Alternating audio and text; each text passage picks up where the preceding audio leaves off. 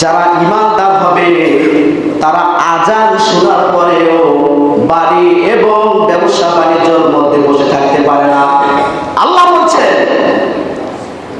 ইয়া আইয়ুহাল্লাযীনা আমানু ইযা নুদিয়া লিস-সালাতি মিন ইয়াউমিল জুমআহ ফাসআউ ইলা যিকরিল্লাহি ওয়া যারুল বাই' যালিকুম খায়রুল লাকুম ইন কুনতুম তা'লামুন।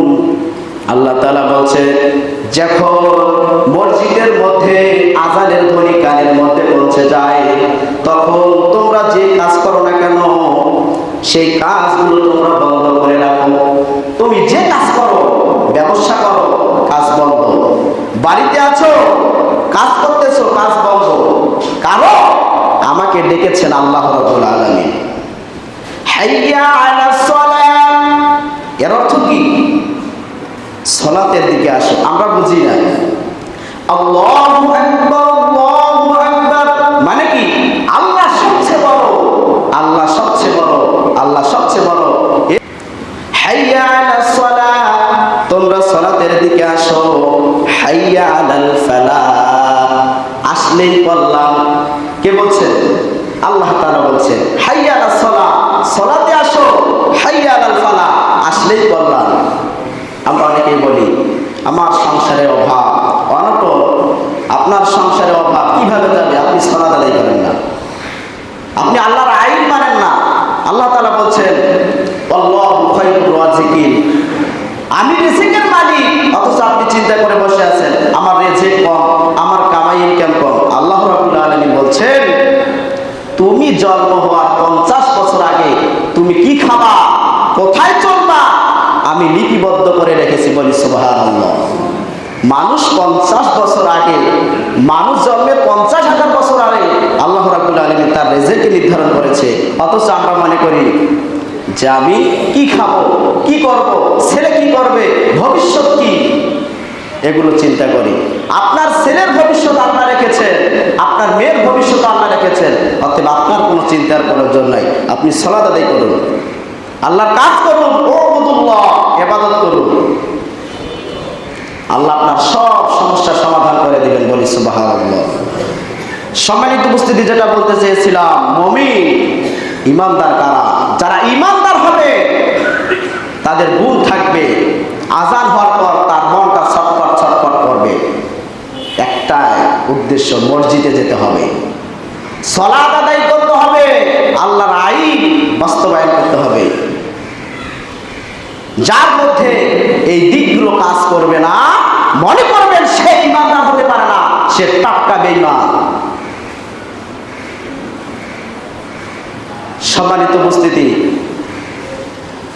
আমরাও তো সালাত আদায় করি, আপনিও করেন, কিন্তু সারারা কেন?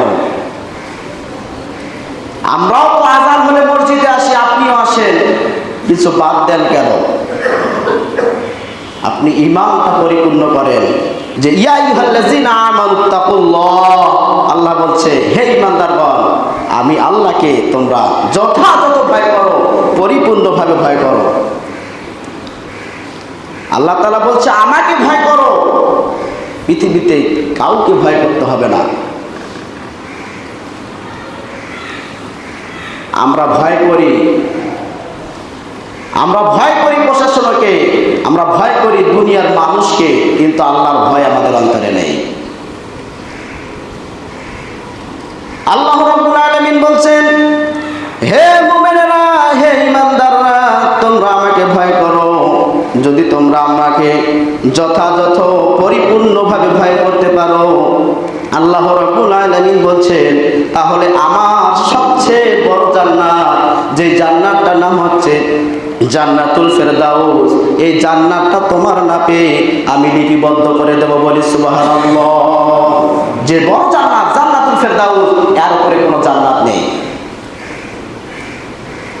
যে জান্নাতের মধ্যে থাকবে নহর, দুধের নহর, শরবতের নহর ইত্যাদি, নহরের মধ্যে সেটা থাকবে। আপনি শুধু চাবেন আল্লাহ, দুনিয়াতে আমি অনেক কষ্ট করেছি গো আল্লাহ, ঠিক মতো খাইতে পারি নাই, ঠিক মতো ঘুমাইতে পারি নাই, ঠিক মতো চলতে পারি নাই, তোমার দুনিয়াতে আমি চলতে গিয়ে অনেক আঘাত, অনেক কষ্ট কষ্ট করেছি আল্লাহ, আমি আজকে জান্নাতে এসেছি, আজকে জান্নাতের নেয়ামত আমাকে ভোগ করান।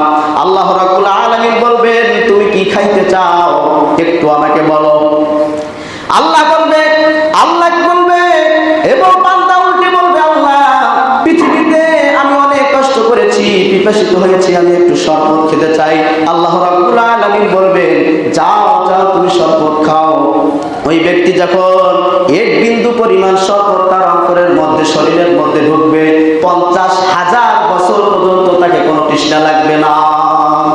সুবহানাল্লাহ, 50,000 বছর পর্যন্ত তাকে তৃষ্ণা লাগবে না। কোন জান্নাত আমাদেরকে দিবেন, যে জান্নাতের একটি স্বর্ণ এই সারা পৃথিবী বিক্রি 10 বার যদি করি আমরা, এই পৃথিবীর 10 বার বিক্রি করে যে অর্থ উপার্জন হবে, আল্লাহ রাব্বুল আলামিন বলছেন জান্নাতের একটা স্বর্ণের দাম হবে না। বলি সুবহানাল্লাহ, একটা স্বর্ণের দাম হবে না। যে জান্নাত আমাদেরকে এমনি দিবেন। অনেক বর্ণনা আছে জান্নাত সম্পর্কে। তাহলে আমাদেরকে একমাত্র ভয় করতে হবে কাকে? পৃথিবীর কাউকে ভয় করা যাবে না, একমাত্র ভয় করতে হবে আল্লাহকে। তারপরে আল্লাহ রাব্বুল আলামিন বলছেন ওয়ালা তামুতুন্না ইল্লা ওয়া আনতুম মুসলিমুন, এবং তোমরা পরিপূর্ণ মুসলিম না হয়ে মৃত্যুবরণ করিয়েন না। পরিপূর্ণ মুসলিম না হয়ে কবরে যেন না, কারণ এখানে শুধু শাস্তি আছে। যারা খারাপ বান্দা হবে,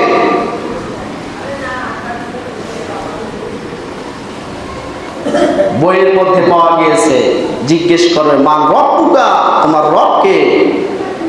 আল্লাহ। আমার দিনুকা, তোমার দিন কি? ইসলাম। আমার নাবিয়ুকা, নবীর ছবি দেখানো হবে। নবীর সঙ্গে যদি আপনার দুনিয়াতে মহাব্বত থাকে, এমনিতে আপনি নবীর চেহারা দেখে আমি বলতে পারবেন যে এটা নবী। তারপরে আপনাকে প্রশ্ন করা হবে 4 নাম্বার, এগুলো তুমি কোথায় থেকে জেনেছ?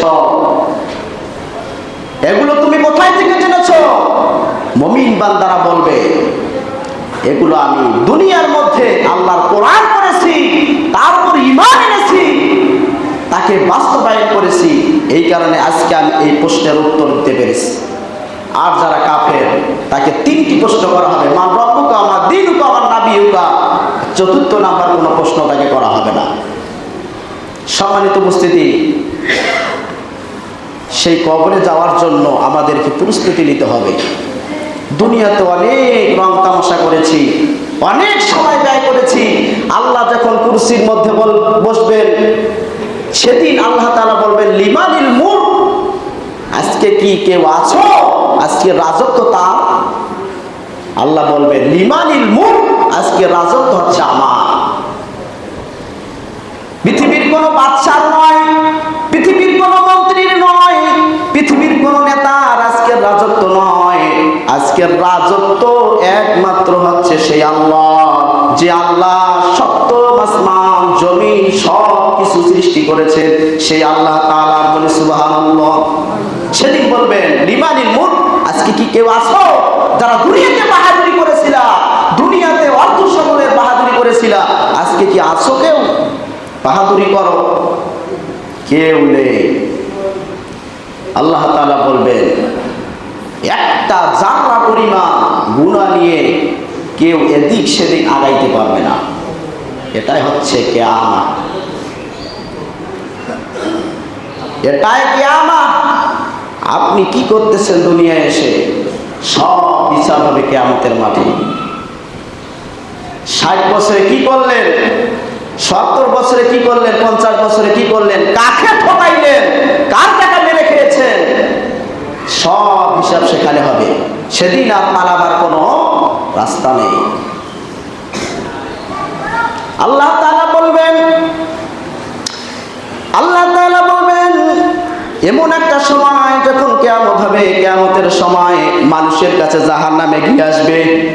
আল্লাহ তাআলা বলবেন ও জাহান্নামকে শিকল লাগাও।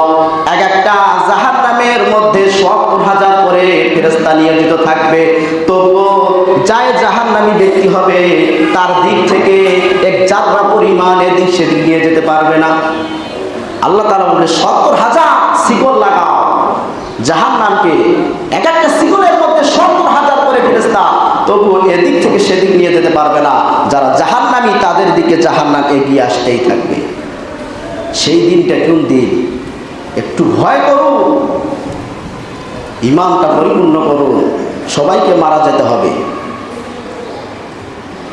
আপনি মৃত্যুবরণ করলে 3 দিন আপনার ছেলে শোক পালন করবে, 1 দিন 2 দিন 3 দিন 1 মাস 2 মাস 1 বছর আপনার স্মৃতিটাও ভুলে আসবে।